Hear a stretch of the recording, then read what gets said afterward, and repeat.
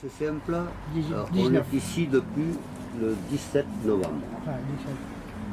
Il pleuvait ce jour-là, d'ailleurs, si vous vous rappelez. Le dimanche, il a plu aussi. Et puis le lundi, on s'est retrouvé avec un ami qui n'est pas là en ce moment, il est à Avignon Nord. Et on a décidé, on a dit, tiens, pourquoi on ne ferait pas une cabane pour s'abriter un peu de la pluie. Et puis la cabane, ben, on a fait la petite cabane qui est en face, là, c'est la première que vous avez vue. On a fait ça. Et puis le lendemain, on nous l'a démoli. Je ne sais pas pourquoi, de jalousie, je pense. Et je l'ai reconstruite. Et le soir lendemain, on me l'a encore démoli. On me l'a découpé en morceaux. Et je l'ai reconstruite. Et après, ben, on a la chance d'avoir un ami réunionnais qui est là avec nous, là, et qu'il se connaît en cabane, puisque celui qui a construit tout le reste. Voilà. Moi, j'ai fait la toute première, c'est la petite que vous avez vue là, et tout le reste, c'est lui qui l'a fait. Donc, du coup, ça va faire presque 3 mois que vous êtes installé ici. C'est Oui. un hôtel 5 étoiles presque. Ouais, oui, tout à fait. Comment elle s'organise la vie dans cette cabane? Eh bien, écoutez, la vie s'organise, c'est simple. Il y a des gens qui sont en permanence ici, hein, donc ils dorment ici. Ils arrivent à se remplacer la nuit parce qu'on a peur de problèmes que ces gens-là ils ont eu là avec les autres cabanes. Hein. Il y a des gens qui s'amusent autour la nuit, qui foutent le feu de partout et tout. Donc il y a toujours quelqu'un en permanence ici. Et moi personnellement avec mon ami, enfin, mon copain, on est là environ à 6h du matin et on part d'ici vers les 18h, 19h le soir. On est en permanence ici. On a des gens, beaucoup de gens qui nous font des dons, donc ce qui nous permet de tenir, de manger, de boire, de tenir le coup, quoi. Simplement. Il y a beaucoup de gens qui nous soutiennent. Et pour nous, c'est énorme de savoir qu'il y a quand même des gens qui nous soutiennent. Parce qu'il faut quand même reconnaître qu'il y a beaucoup de gens qui travaillent, qui ne peuvent pas être là avec nous, qui ont les mêmes idées que nous, mais qui ne peuvent pas être avec nous, mais qui nous aident autrement. Et pour nous, c'est vachement important. C'est très important de savoir qu'on a des gens qui nous soutiennent. Voilà. Ça vous aide à tenir du coup Ça nous aide à tenir, dans quel même. état d'esprit là, presque 3 mois de mobilisation? Mais écoutez, c'est dur parce que 3 mois, vivre comme ça 3 mois, c'est très dur. Mais où on a des convictions dans la vie, on ne les a pas. Moi personnellement, j'en ai et je vois qu'autour de moi, on est beaucoup de retraités. Beaucoup, la majorité, on est des retraités. Donc on est là. On a le temps d'être là déjà, hein. C'est déjà pas mal. Donc on est là et on soutient le mouvement tant qu'on peut. Parce que justement, il y a des gens qui travaillent.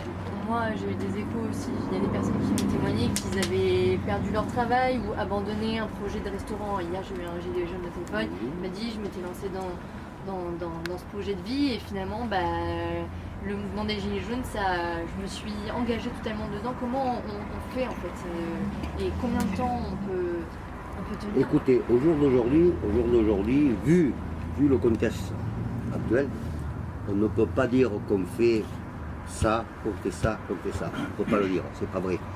On ne peut pas le dire parce que je me suis aperçu, enfin moi personnellement, je ne sais pas si les gens qui sont autour de moi se sont aperçus de la même chose, on s'est aperçu qu'il y a beaucoup de choses qui veulent tirer profit des gilets jaunes. Ça veut dire profit, ça veut dire monter en politique, monter, machin. Ils font des tas de trucs que pour moi, personnellement, ça ne me semble pas honnête. Donc, j'y crois pas. Genre, c'est par exemple, il y a Oui, Chalençon, par exemple, oui, je le dis très fort, Chalençon.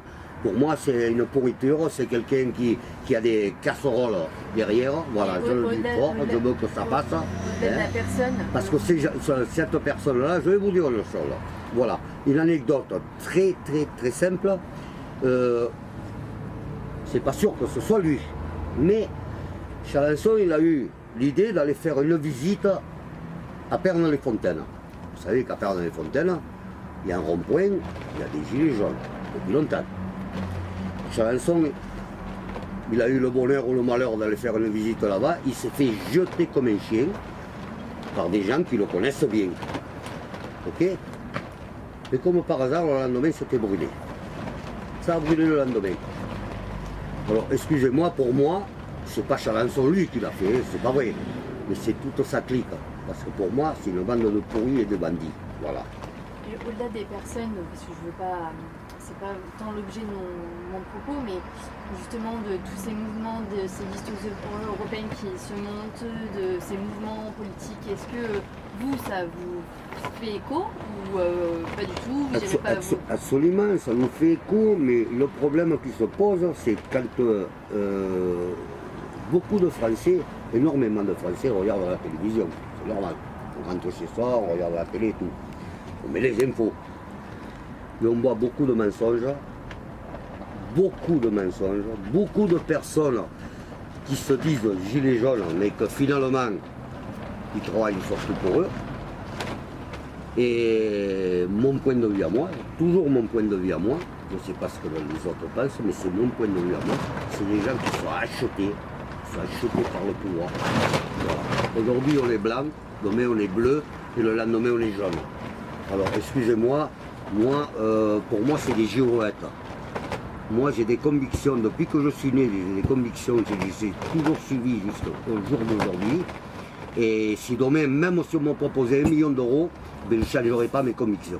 Voilà. Est-ce que là, autour de la table, il y a des gens qui seraient prêts à voter pour la liste aux européennes, là, pour la liste RIC, le ralliement d'initiatives citoyennes?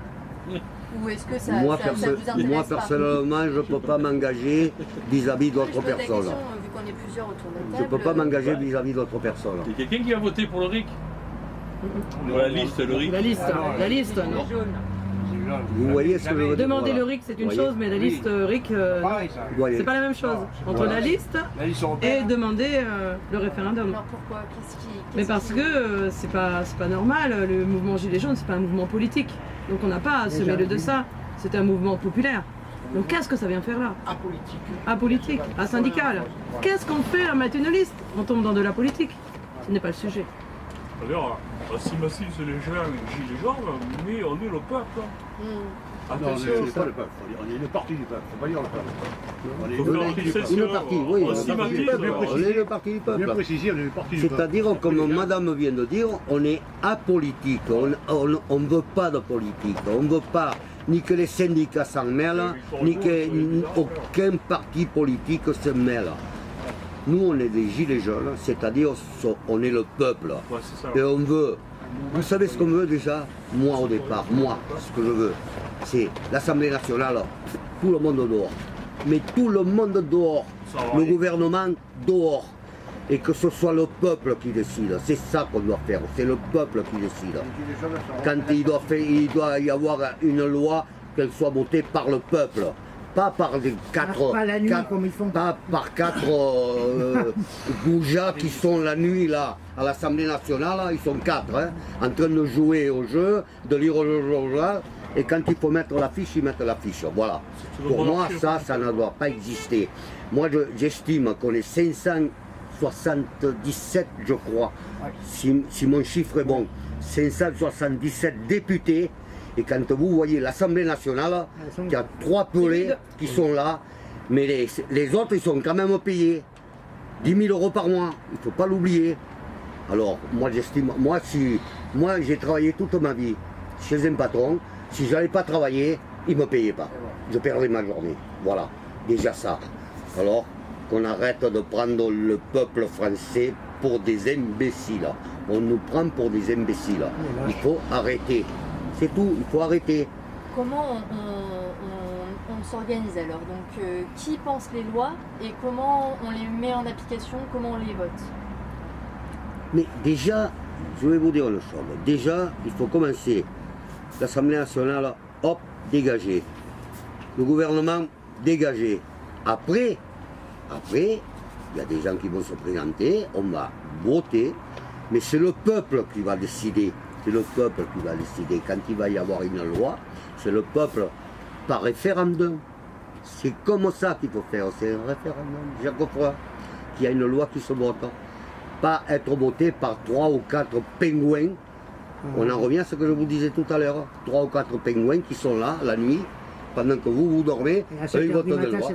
Et le lendemain, vous dites, hop, ça y est, c'est voté. Ça y est, une loi qui est votée. C'est-à-dire, dans le sens que tu dis, tu as raison, c'est qu'en fait, quand on va en référence au présidentiel, normalement, je dis bien dans le sens qu'il dit lui, c'est qu'on aurait dû virer tous ces gens, il y a d'autres gens qui auraient dû se représenter. Le peuple ne voulait plus tous ces pingouins qui sont présentés pour les présidentielles. Ils représentaient personne. Au départ, avant de parler de ça, je pense qu'il fallait déjà parler au niveau des salaires qu'ils ont. Et tous les avantages qu'ils ont, que ce soit les présidents... Écoutez, voilà, c'est simple. Vous avez un député, il gagne à peu près dans les 10 000 euros par mois. Moi, la retraite, quand j'étais à la retraite, j'ai plus le 13e mois. On m'en a enlevé. Alors pourquoi eux, ils continuent à avoir les avantages et ils vont avoir 3-4 retraites que nous, on ne peut pas cumuler en tant qu'ouvrier, on ne peut pas cumuler les mandats. Eux, ils accumulent, ils ont tous les avantages à vie. Alors, en ce moment, ils sont en train de faire la loi sur les ouvriers, parlons des SNCF. Pas les CCF, les DF. Bon, ils s'attaquent aux ouvriers parce que ceux qui travaillent à l'EDF, on va supprimer les avantages qu'ils ont. Et qu'on commence d'abord à supprimer les avantages que le gouvernement a et que sans nous demander notre avis, il a eu. Les augmentations qu'ils ont en rapport de nous, c'est un scandale. Voilà, c'est ça qui va pas. Après, d'une Europe, on est pour l'Europe. Tout le monde est pour l'Europe, mais pas celle-là. On ne peut pas faire une Europe parce que chaque pays européen sont différents de l'autre. Il y a la misère dans un pays, dans l'autre non, l'autre l'est un peu plus. Donc on ne peut pas faire une Europe pour tout le monde pareil. Et une Europe égale, c'est pas ça. Elle ne sert à rien. L'Europe telle qu'elle est faite, aujourd'hui, l'Europe, elle ne sert à rien. Ça ne sert que pour les riches actuellement. Je vais vous dire une chose, voilà. C'est très simple, c'est un truc minime. Pour quelle raison en Italie ou en Espagne, on va payer l'essence moins cher qu'ici? Ils ne sont pas producteurs d'essence. Ils vont l'acheter ailleurs, l'essence, comme la France. Alors pourquoi on la paye moins cher? Pourquoi on a tant de taxes en France? Elles servent à quoi les taxes en France? Elles servent à quoi? À engraisser des gens qui ne foutent rien, qui ne travaillent pas, qui n'ont rien foutu, qui ont des chauffeurs, qui ont des appartements de fonction, tout ça. Attendez, le français il en a marre. Alors, on pensionne sur les retraités en disant que les retraités ils sont riches. Mais ils sont riches de quoi les retraités? Ils ont travaillé pendant 45 ans de leur vie pour essayer de payer leur maison. Il y en a certains qui n'ont même pas une maison à eux. Et on trouve qu'ils sont riches. On a fait marcher l'économie. Voilà. On a payé les retraites de nos anciens. Est-ce que vous trouvez que le mouvement des Gilets jaunes, justement, il parle aux jeunes? C'est-à-dire? Est-ce que vous trouvez que le mouvement des Gilets jaunes parle aux jeunes? Est-ce que ça fait écho chez eux? Mais on essaye, mais est-ce qu'ils comprennent? Est-ce qu'ils comprennent? Le problème c'est ça, c'est qu'ils ne comprennent pas. Ils comprennent pas. Vous savez, la jeunesse actuelle, elle n'a pas vécu ce que nous on a vécu. Voilà. Elle n'a pas connu la misère, elle n'a pas connu des mauvais moments, elle n'a pas connu la vie dure que nous on a connue. Eux, ils ont tout. Ils ont tout, pourquoi? Parce que nous, les parents, c'est notre faute, attention, c'est notre faute. On a voulu leur donner le maximum, parce que nous, on en a été privés, donc on a voulu leur donner le maximum. Mais d'un côté, on a mal fait parce qu'on les a mal habitués, et maintenant, les jeunes, ils n'ont plus envie de se battre, ils n'ont plus envie de rien. Papa, maman est là, papi, mamie, machin. Voilà, tranquille. Bon, il faut quand même reconnaître que nous, on avait du travail. Comme Macron il a dit, on n'avait qu'à traverser la rue, on avait du travail. C'est vrai. Ça, je peux vous le prouver parce que j'ai changé 50 fois de patron et j'avais qu'à traverser la rue. Mais ça, c'était une époque. Ça n'existe plus. Voilà. Ça, c'est un peu comme les chômeurs. Les chômeurs, maintenant, on essaye de mettre en place des systèmes. Vous savez pourquoi on met ces systèmes-là? C'est pour pouvoir dire plus tard, oh, regardez, les chômeurs, ça a baissé. Il y a plus de 9 millions de chômeurs ou 6 millions de chômeurs, il n'y en a plus que 3 millions. Mais c'est pas vrai. Les autres, ils n'ont plus d'argent, ils ne touchent plus rien. Ils sont à la rue. Vous comprenez ce que je veux dire? Voilà. Donc c'est ça qu'on veut éviter en France, c'est ça. Et il faut quand même reconnaître que nous, on avait du travail. Comme Macron il a dit, on n'avait qu'à traverser la rue, on avait du travail. Ça, c'est un peu comme les chômeurs. Les chômeurs, maintenant, on essaye de mettre en place des systèmes. Vous savez pourquoi on met ces systèmes-là? C'est pour pouvoir dire plus tard, oh, regardez, les chômeurs, ça a baissé. Il y a plus de 9 millions de chômeurs ou 6 millions de chômeurs, il n'y en a plus que 3 millions. Mais c'est pas vrai. Les autres, ils n'ont plus d'argent, ils ne touchent plus rien. Ils sont à la rue. Donc c'est ça qu'on veut éviter en France, c'est ça. Vous voulez que je vous dise une chose? Moi, je suis né en Espagne. Je suis venu en France avec mon père, j'avais 13 ans. Une main devant, une main derrière. Vous savez ce que ça veut dire ça? Une main devant, une main derrière. Ça veut dire ça, rien. On est arrivé en France pour fuir la dictature de Franco. Parce qu'il y avait la dictature en Espagne. Et je suis en train de m'apercevoir, 50 ans après, même un peu plus, qu'on a la dictature en France. Voilà. Dictature déguisée, mais c'est la dictature qu'on a. Voilà. On donne une loi, on décide quelque chose, et le peuple il a le droit qu'à fermer sa bouche. On y va tout droit. Voilà ce qui se passe. Et justement, Voilà mon point de vue. C'est la dictature passive. justement d'avoir repris la parole, est-ce que vous trouvez qu'il y a quand même un éveil des consciences et Oui, mais c'est sûr qu'il y a un éveil. Il y a un éveil. Et un éveil, les gens ne le font pas voir pour le moment encore. Il y en a quelques-uns qui le font voir, mais ils ne le font pas voir. Mais vous savez, les chiffres qu'on vous donne à la télévision, comme vous dit, il y a 50 000, il y a 60 000, c'est complètement faux. C'est complètement faux. On a la chance que nous, on n'a pas eu en 68, parce qu'à l'époque, on n'avait pas d'information. Maintenant, on a l'information. On n'a qu'à prendre son portable et on a l'information à l'instant même. On sait. Et les chiffres qu'on nous donne tous les jours à la télévision, c'est des chiffres faux. C'est tout ce qu'ils nous disent, c'est faux. C'est des... Quelque part, je vais vous dire une chose. Je ne les excuse pas, mais quelque part, c'est un peu normal. Les journalistes, ils sont très bien payés. Ils sont payés par des boîtes de l'État, parce que c'est par l'État. Ils ne veulent pas perdre leur place, c'est normal. Hein. Si vous me dites demain qu'ils gagnent, enfin à l'époque, hein, quand j'étais jeune, qu'ils gagnent 30 000 € par mois ou 25 000 € par mois, ben, qu'est-ce qu'il faut que je dise? Je dis ça, ben, je dis ça, ben, donnez-moi ce qu'il faut que je dise. Vous comprenez? Mais c'est normal, c'est humain. Je vous rassure, je gagne pas 30 000 € par mois. Non. Non. J'aimerais bien, mais... C'est une anecdote que je vous donne. Une anecdote. Vous voyez ce que je vous dis? C'est une anecdote. C'est pour vous faire comprendre que les gens, ils sont pris.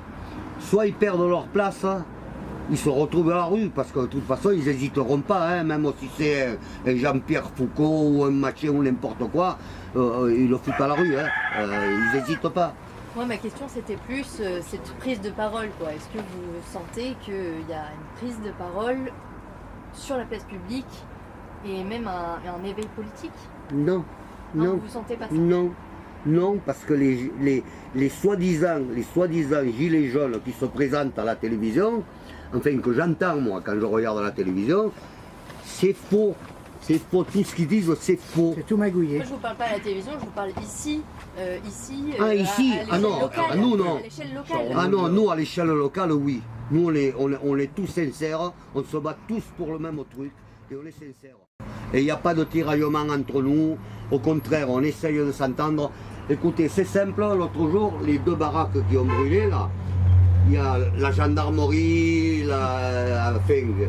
toute la clique qui sont arrivés, tous, soi-disant qu'on devait démolir la baraque ici au même temps. Ils ont fait le tour, ils ont nettoyé le rond-point. Par contre, ils ont fait du bon travail. Ils ont nettoyé le rond-point, ça, alors là, ils ont fait un travail magnifique. J'aimerais qu'ils le fassent plus souvent, d'ailleurs. Comme ça, il y aurait moins de merde autour du rond-point, excusez-moi l'expression. Voilà. Mais ils n'ont rien touché. Mais on était 60 personnes là. Il y a Avignon Nord, il y a Les Angles, il y a Pernes-les-Fontaines, tout ça. Ils sont tous venus, on a passé la nuit ici, sans dormir. Et le matin, on était tous là. Voilà. Et qu'est-ce que vous avez fait? Mais On a entendu qu'ils chantaient. On était là. On a chanté, on était tous là. Autour de cette table.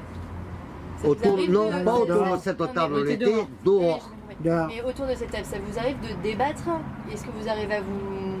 Est-ce que vous partagez des idées? On a tous les mêmes idées. Est-ce que ça vous fait évoluer dans votre façon de penser? Non, pas autour de cette table, non, mais on communique, puisqu'au jour d'aujourd'hui, toute on la a la journée. chance de pouvoir communiquer à l'instant. Donc on communique avec d'autres personnes et on donne nos idées et ils nous donnent leurs idées, on arrive quand même à se regrouper. On a l'occasion, par exemple, de temps en temps, avec mon collègue, qui doit être dans un coin par là, parce que lui, il n'aime pas trop voilà, les photos et discuter, tout ça, il n'aime pas trop. Et on va à Pernes, voir nos amis de Pernes. On est allé aux Angles. Voilà, on va visiter les autres groupes, on discute avec eux, on essaye de faire quelque chose, c'est tout. Et vous rencontrez des gens que vous n'aurez pas forcément pu rencontrer. Écoutez, voilà, Pas, nous tous, là. je vais vous dire une chose, les gilets jaunes, la meilleure chose qu'ils ont fait, c'est de nous faire rencontrer. Parce qu'on est tous des gens du coin, qu'on s'est croisés, je pense, 50 000 fois dans des magasins, dans la rue et tout. On ne s'est jamais dit bonjour. Et les gilets jaunes, ça nous a permis de créer une amitié énorme entre nous. Voilà. Mais une amitié énorme. Comme une famille. Voilà. Ça a fait une famille. Voilà. Voilà ce que ça nous a permis, les gilets jaunes.